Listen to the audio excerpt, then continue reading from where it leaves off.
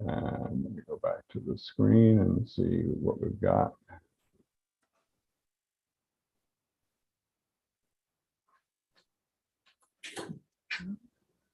Okay, 6:33. So we will start. Yeah, we can start. Okay. First of all, welcome to the October 25th, 2022. Oh, hi, Abigail. How are you? Hi, good. Apologies, I had some Nice trouble to see joining. you. We have the full complement of Fordhamites here, which we'll mention in a minute. Love it. Go Uh, Rams. We are a Rams committee here. That's right.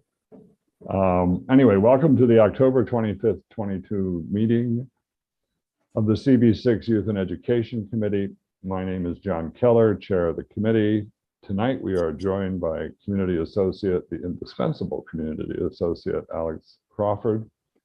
This meeting is called to order at, just exit my screen here and see, at 6:34 p.m. And as a reminder, especially those of you who might be new to this process, New York state law requires all community board members to have their cameras on and their first and last names displayed from the time the meeting is called to order, which is now, until the time the meeting is adjourned. If your camera is not on and your name is not properly displayed, you cannot count towards quorum. That's something that we worked out. So what I've devised is a method, some of us need to protect privacy of others around us, where I just push my screen down like that and it's still on and you just see a piece of paper for a minute. But I'm in compliance with the law by doing that. Members of the public, you can raise questions or comments that you have through the Q&A feature of Zoom. If there is time following the committee's discussion, which we always make, we will field questions from the public. And tonight, John DeRico, one of our new members, has volunteered to take minutes at tonight's meeting. Thank you, John. It's a good strategy to get your minute taking out of the way early on. And now Alexandra will conduct the roll call for our. Committee members, I will call your name and you will unmute yourselves. When your name is called, please say present. I will announce if there is quorum. Neil Barclay. Present. John Keller. I had to get a bit of a fade in my beard. It kind of worked. Okay, somebody got to mute yourself. Thanks.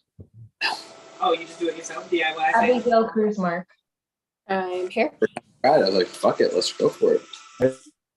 Someone just mute yourself. It's okay. We're all trying to live lives, I know, as well. Thank you. Phil Napolitano. Stu Desser. Present. John DeRico. Present. Aisha Siddiqui. Present. And Matthew Weintraub. Present. We have quorum. Great. The agenda for tonight's meeting, thank you, Alexandra. The agenda for tonight's meeting was distributed ahead of time by the board office and appears on the screen before you. If there is no objection, we'll adopt the agenda as stated. Members of the committee, if you object to adopting the agenda, you may raise your hand through Zoom. Seeing no objections, the agenda for tonight's meeting is adopted. And the minutes from the April 26th committee meeting were distributed ahead of time. If there is no objection, we will adopt these minutes as drafted. Members of the committee, if you object to adopting these minutes, you may raise your hand through Zoom. Seeing no objections, the minutes of the meeting are adopted and will soon be available on the CB6 website. So Alexandra, I think we're done with the screen share here. Let me set some ground rules and then make a few comments. In order to conduct an efficient meeting, let's observe a few ground rules. No one may speak until granted the floor. That's a function of community board that I think is very useful. Committee members, but I always grant the floor. Committee members, if you have a question about committee business or wish to make a motion, please raise your hand through Zoom. And the chat function should not be used for committee business or questions about agenda topics. All such remarks should be made on the record by raising your hand through Zoom. Chat should only be used to alert us to any technical difficulties you're having, or to state in writing information like an email address that was already stated aloud on the record during the meeting. When a committee member is given the floor to speak, I'll identify you and you can unmute yourself. Committee members are required by the state open meetings law to have their Zoom camera on and your first and last names displayed during tonight's entire meeting.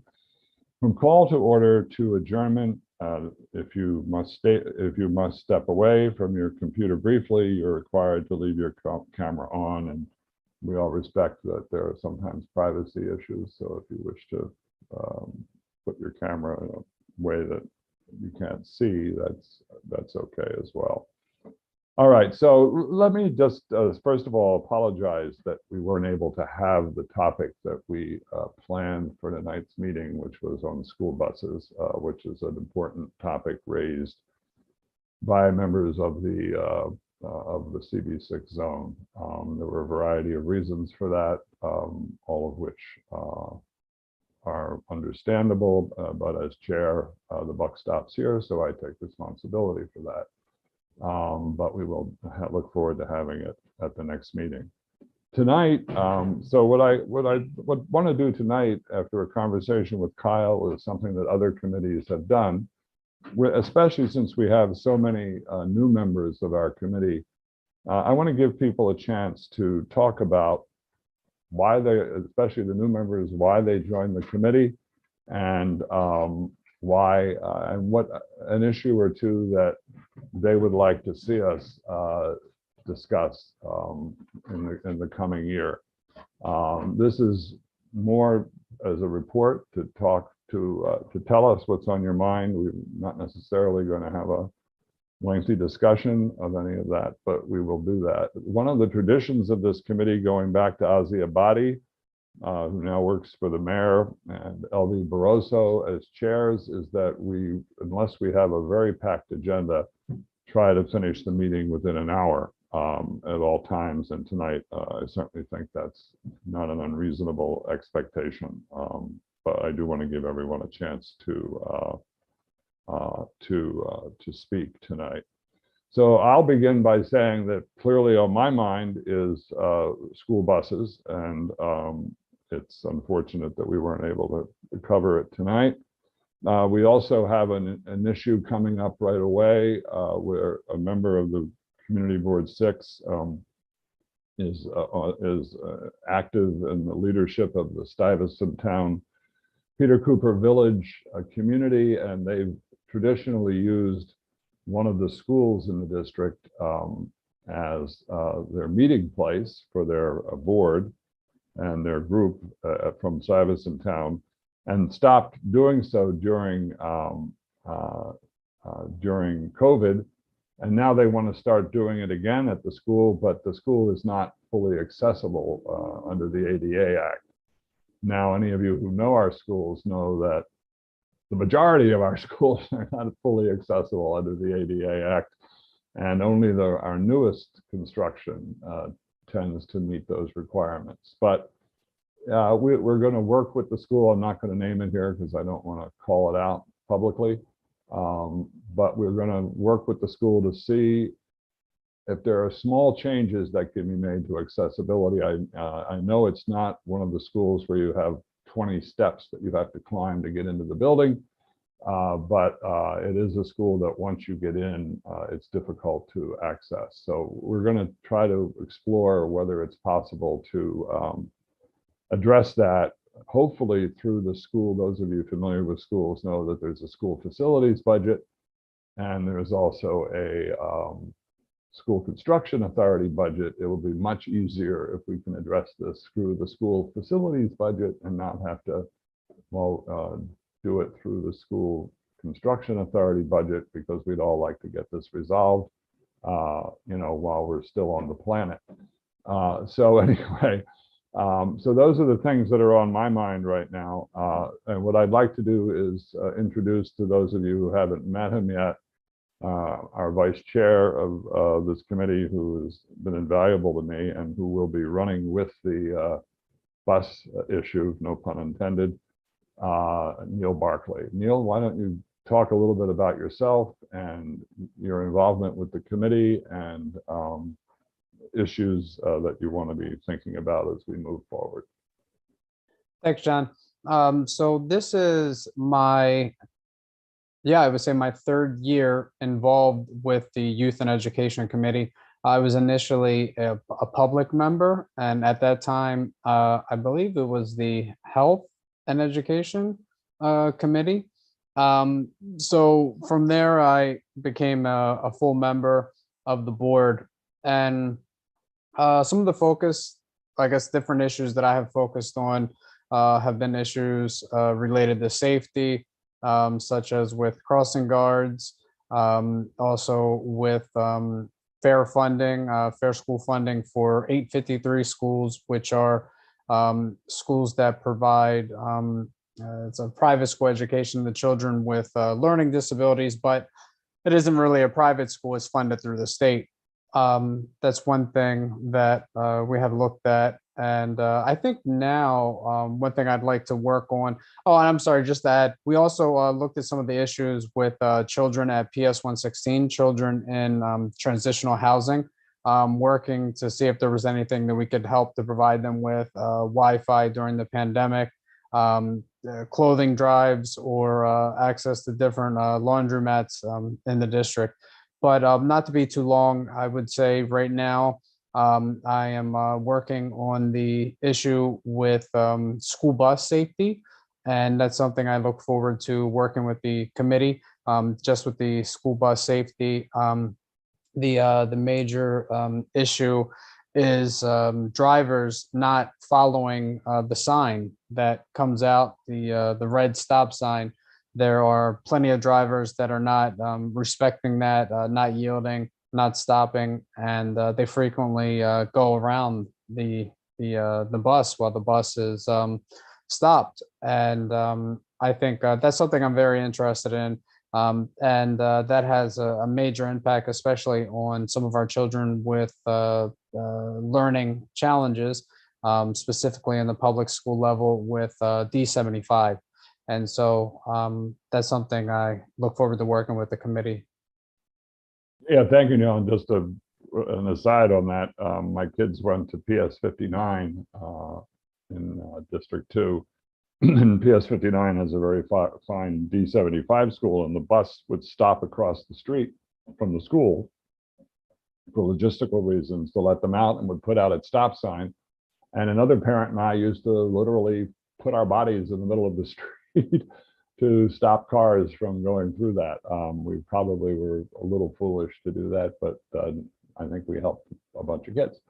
So yeah, the school safety, this is something Councilmember Powers is very focused on, and we're hoping to have him or certainly someone from his office at our next meeting to talk about Public Law 10, which is what Neil was referring to there. Okay, so I'm going to move on first of all to our new members and let them speak. Just introduce yourselves, tell us what brings you to this committee and issues that you would like to see us address. And I'm going to start with, do this alphabetically and start with John DeRico. So Jonathan, the floor is yours for as long as you want it. I see I won the lottery here. My name is John DeRico. It's great to meet you all. What brought me to this committee is my wife is a public school teacher at Wagner Middle School on the Upper East Side. She teaches students with special needs or that have differences in their typical behavior, which makes education harder for them. Seeing the struggle she went through, especially during the pandemic, when some students are zooming in from a top level penthouse and some are Zooming in from a shared phone in a housing shelter is what motivated me to take more active role in specifically the public education system in New York City.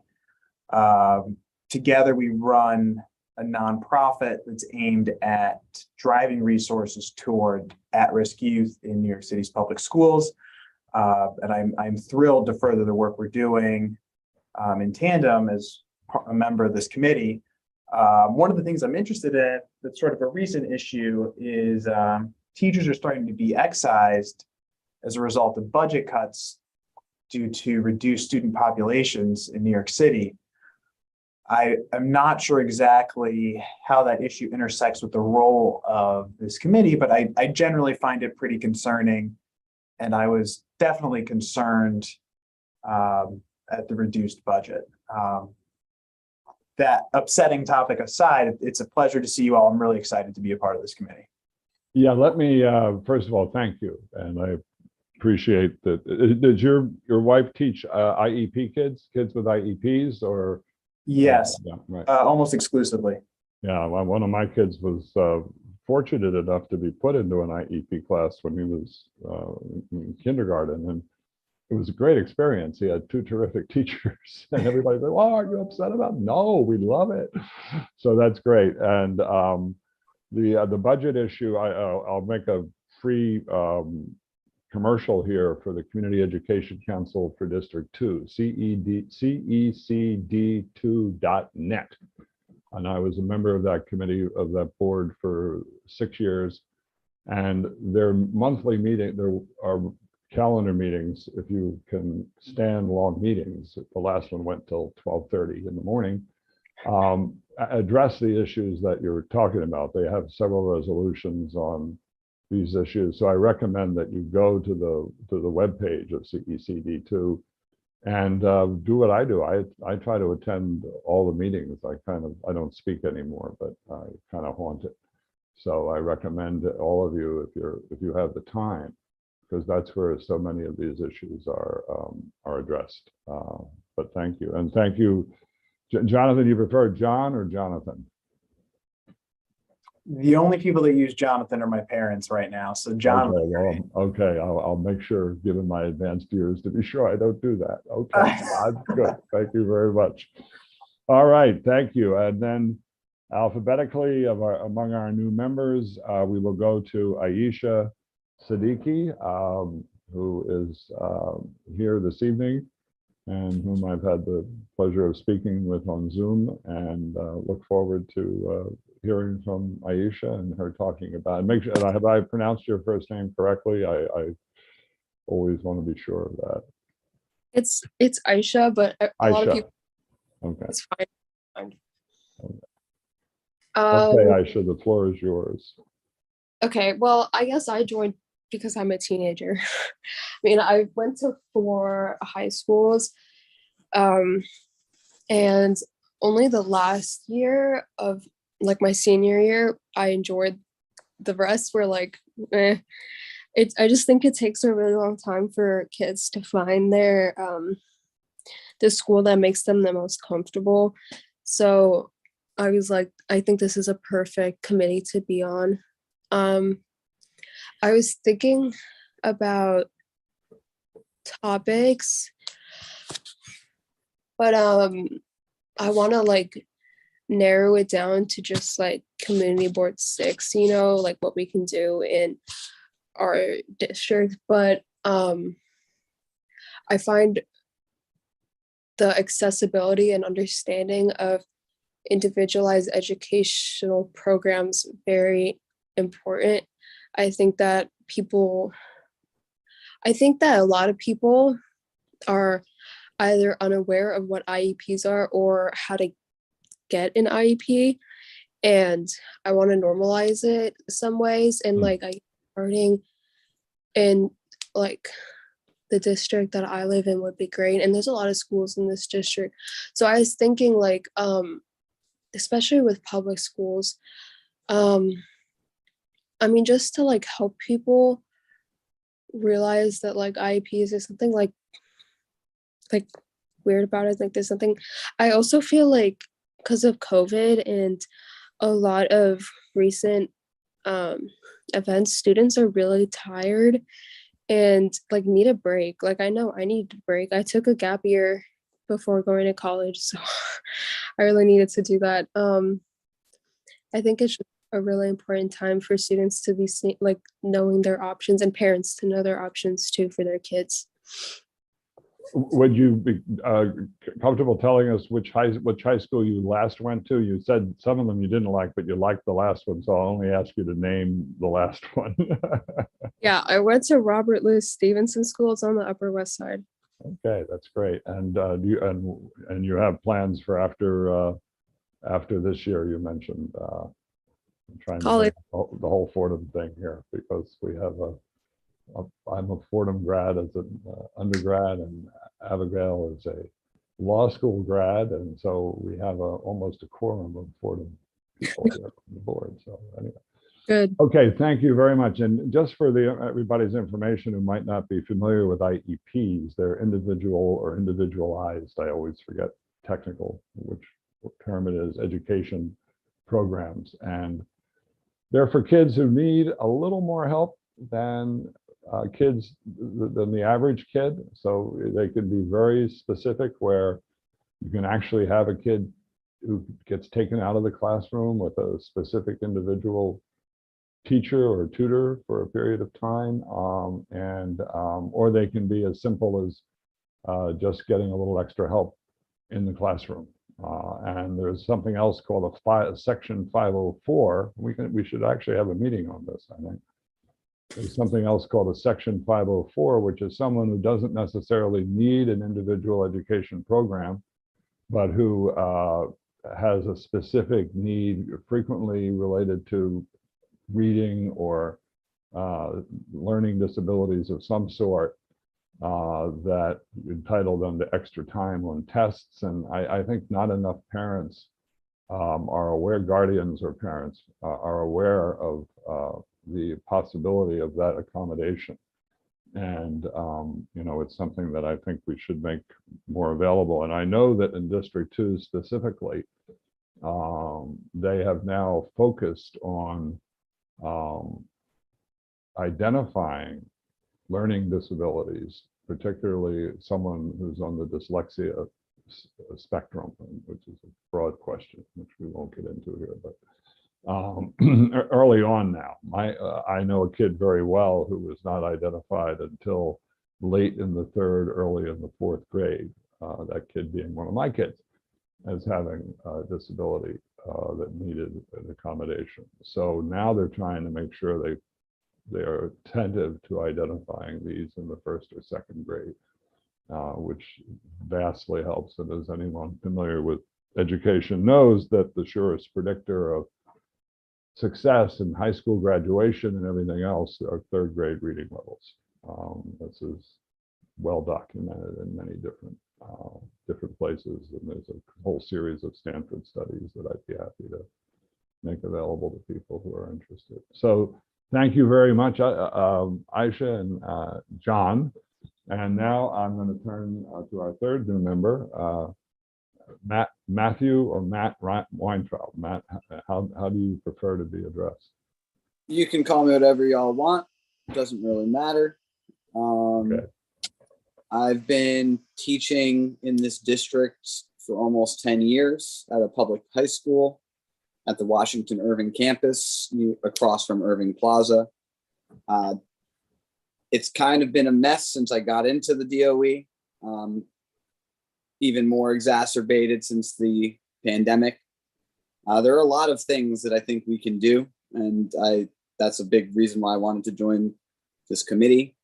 Another reason why I wanted to join this committee is because as a member of the public, when I was attending a few of these meetings, members of the DOE were just straight up lying about things that I was witnessing personally. And I hope to, again, bring a little bit of insight, hopefully, of what is happening in the day-to-day life of educators, students, and people that really need help. So some of the things that I think are low stakes and we can really just do a better job of serving our youth is making sure our schools are staffed. Last year, I was in a school without a social worker. Right now, for almost 450 kids, we have one social worker. It's not like the trauma of the last few years has gone away. So even that, we don't have a fully staffed squad of teachers. So like if that's my school and we're doing, I think, better than a lot of other ones, just from what I hear, like checking in on other schools in the district and see what their staffing levels are like, because most schools are just going to make things work because they have to. Thinking about budgets, a lot of schools are locked up, jammed up because the budgets don't have flexibility. There are certain buckets that you can spend your money on, and that might not be advantageous for the school. It's very frustrating hearing people like the mayor praise charter schools for their ability to get around those things when he has mayoral control and can work to change those things internally with David Banks. Wi-Fi access. Washington Irving is close to 200 years old. I've worked there again for about 8 years, and we do not have reliable internet. I think thanks to Carlina Rivera, she is now starting to help us get that addressed. But again, are there other schools in this district that don't have reliable internet? How can we expect our students to be competitive with other places if we can't even get them the most basic resources? School food, big passion of mine. As I was in the lunchroom all year last year, I'm worried about, one, how much money we waste because we're giving kids food that they just throw out anyway. Two, we just throw out all the food at the end of the day and we don't even attempt to like get it to a shelter or anything like that. Three, I'm really worried about the sugar content. Some kids get their breakfasts and their lunches at school, and if you just add up the sugar from breakfast, they're already over the daily recommended grams of sugar. So it's like, are we setting these kids up? Are we going to be giving them the healthcare if they need it? I don't know. Shop DOE, another thing related to the budget. I think this is just low-hanging fruit. A lap desk that would cost me $20 to find online cost me $160 because of the only vendor I'm allowed to buy things through. We want to save schools money. We're tight for money. Again, like these are small policy things that we can change or at least advocate for. One more kind of nuanced niche thing is each school has an SLT or a school leadership team, or is legally supposed to have one. I was on my schools before that. Our school didn't have one. And that is one place where parents, students, and teachers can hold principals, administrators accountable for what is being done in terms of school policy and in terms of how the budget is being used. I think if we want community input like that every school needs a functioning SLT, and that's something we can hopefully make sure every school in our district has. And there's a whole bunch of other stuff, but I feel like I've been talking for a long time. No, So I'm to get to work and get to know all of you, but yeah, we need help. I appreciate that. And also just on a personal note, I've served on SLTs from the elementary and middle and high school level. And Matt's exactly right. It's the one place where you can get everyone together. You have teachers, you have representatives of usually the local chapter head of the UFT, you have the district 37, I believe it is, union rep, you have students, you have elected parents, and they're very valued. I recommend, that's how I got started in my involvement in schools. I ran for the SLT. I wasn't a PA person at the time, in my opinion. I wasn't really good at the things that PAs are good at, but I was happy to help with that. And Matt raises several other issues, and I think what I'd like to do a roundtable at the end on just who would like to think about particular schools as owning those schools, owning in the sense of being a liaison for us to those schools. And the more when I think of my vision of this committee as a community board committee, the more local we start, the more successful we'll be. We get a school crossing guard, we get a school safety officer, If there is a specific food issue in a school, a Wi-Fi issue, we worked on with kids, and Neil and I worked last year with Phil Napolitano, who's not here tonight, on getting Wi-Fi access for kids in temporary housing. You know, these are, but always, the more local we can start, the better off and more likely we are to be successful as a committee. And I urge all of you, I'll once again do the free cecd2.net. If you want to be well informed about the issues that are being talked about at a city level, and hear the debate that goes on, sometimes civil, sometimes not, at those meetings, I really urge you to attend. You don't even have to log in. You can just attend on the YouTube feed. Also, the Citywide Council on High Schools. The head of that was a colleague of mine on the executive board at Stuyvesant, and they do great work as well. So, and the Citywide Council on Special Education. I think Ellen McHugh has been still running that and has been running that forever.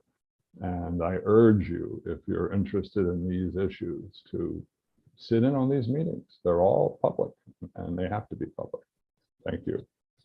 All right, so we've heard from our new members and we're really excited to have all of you here. So now let me go back to our, we've already heard from Neil. So I'm going to go to Stuart Desser, our current member. Stu, hello. Hi. So I do recognize the practicality of being local.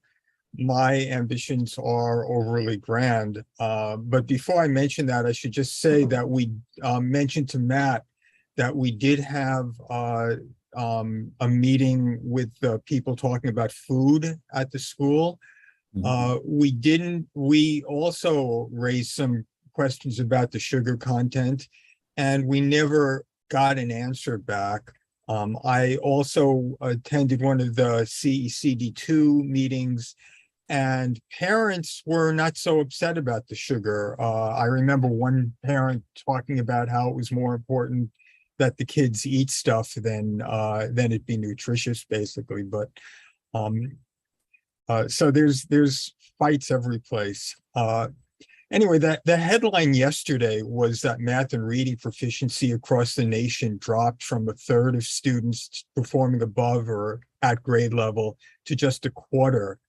I think the news, not new news, but the headline is that such a small percentage of students are performing at grade level to start with. I know at the community board, our function is more about adjuncts to education than about education per se.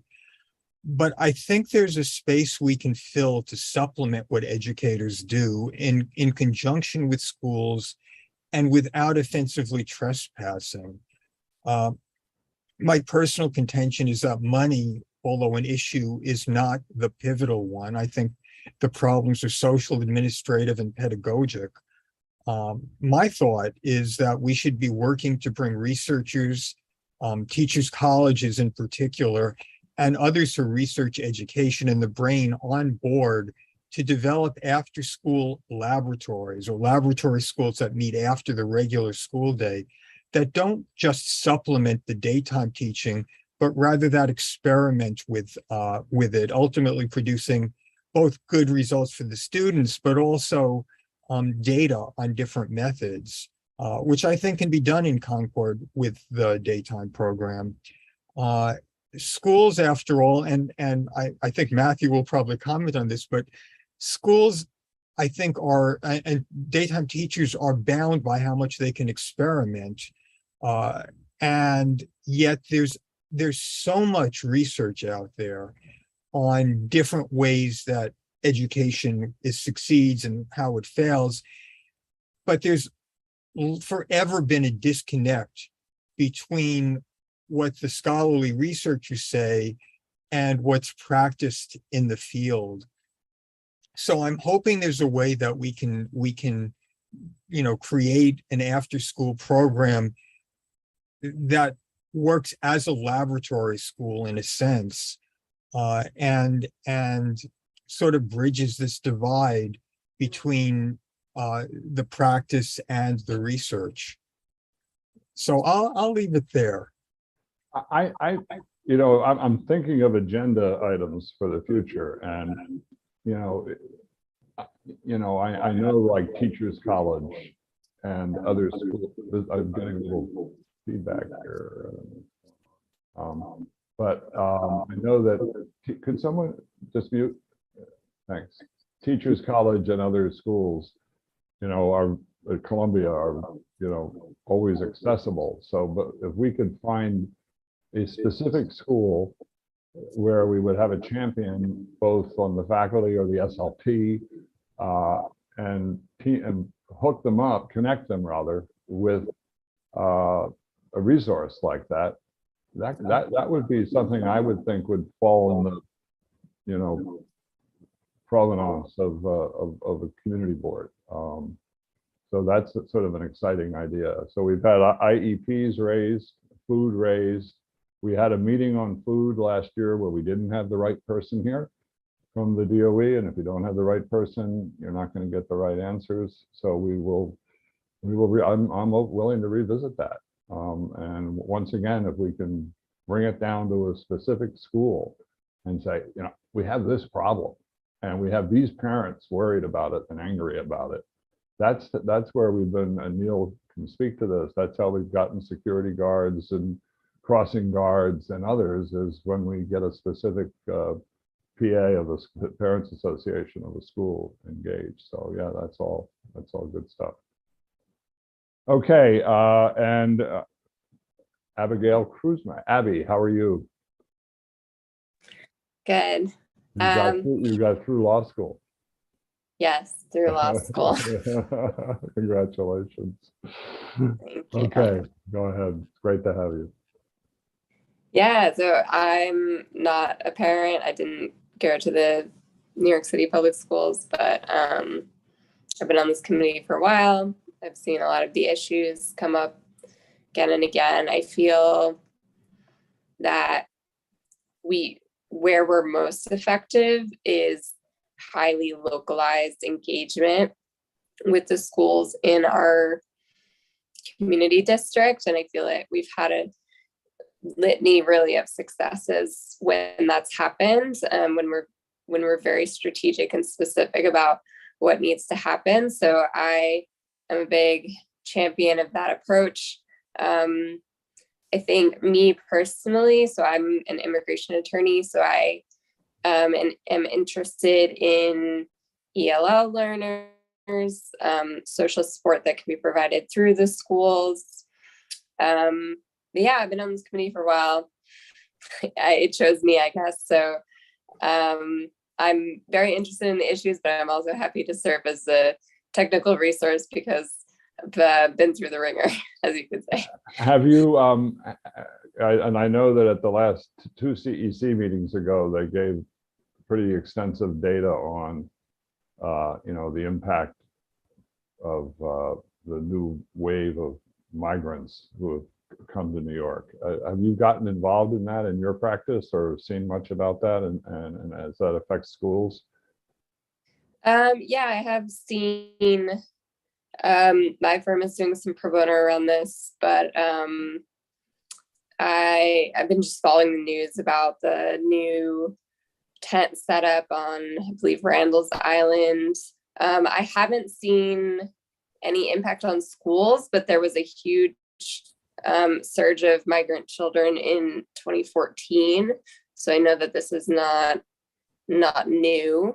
I would imagine that it would have some impact on schools, and I can definitely look into it. I will there was a resolution that had some data on that from the CEC, so I will put that on my list of things to get around to people. Thank you.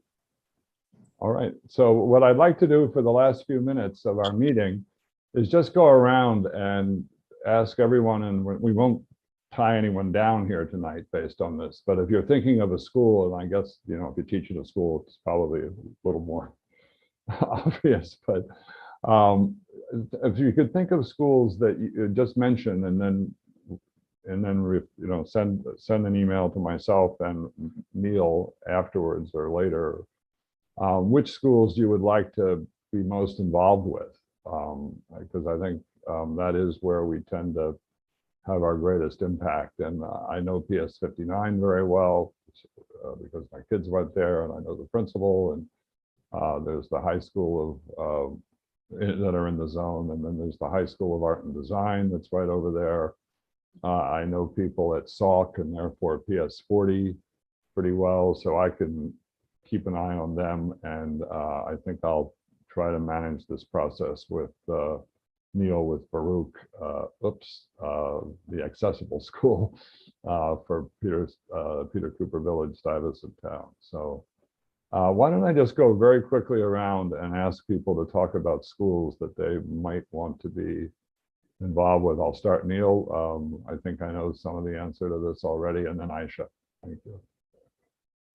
Well, as you had just said about Baruch, so guess I'll be somewhat involved with that, and with D75.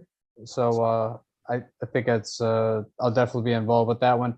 And then 116, of course, just the PS 116, just based upon the relationships that I've been able to build over the past few years.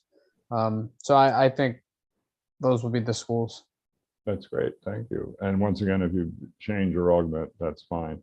And John, I know that you don't have kids in the schools yet. If you want to take a pass on this one today, that's fine. But if you just want to think about schools, well, Wagner is not in our zone, unfortunately. You would have a real inside track there, and it's a great school.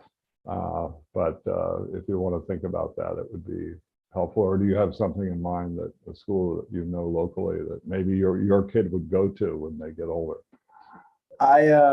Yeah, so my son will go to PS 40. I would love to join you on any work for that. Great. Other than that, I'm very open to whatever school could use me. Okay, and I'll connect you with the PA at PS 40 at some point. Terrific. And let me just go alphabetically. Now, Stuart, what schools would you like to, are you thinking of it? I'm not going to hold you to what you say right now. I would have no preference except for something that's geographically near. I won't claim Yeah. anything in the Washington Irving campus because Matt has that, but I'm next Big door. campus. I'm next door, so anything in the hood. Oh, in the hood. Okay. All right. And Abigail, how about you? Is there any school that comes to your attention through your work in immigration law, or any other school that you just want to keep open at this point? Not particularly, but let me look into it and I'll get back to you. Okay. And Phil Napolitano is not here. Phil is a valued member of the committee, but he's also taking on more responsibility on another committee as well. Aisha, how about you? Which school would you, if any, like to be involved with, or you want to think about it? Baruch, the high school, Oh, great. Excellent. That helps us. And- Thank you a lot. and United Nations International School. I have no issue. I have no issue at all with getting relationships with private schools. I mean, they are in the zone, and they are part of They our. are in the zone. Pardon? They are in the zone. They are in the zone, and we have several private schools that are fairly well regarded in the zone. So, and their parents are voting members of and represented by Carlita and Keith and Julie Menon, and so we should be attentive to them. Okay, and Matt, I guess it's obvious, but I'll just ask you. Yep, I'll take the 5 high schools in Washington Irving. Got it. Okay, so I think we've come out here with that we're still good on time. With some specific, I have wrote down food, budgets, which is a tougher thing. So let's be as specific as we can. 1 social worker, and how many students are in the school, Matt? Somewhere between 400 and 450 right now.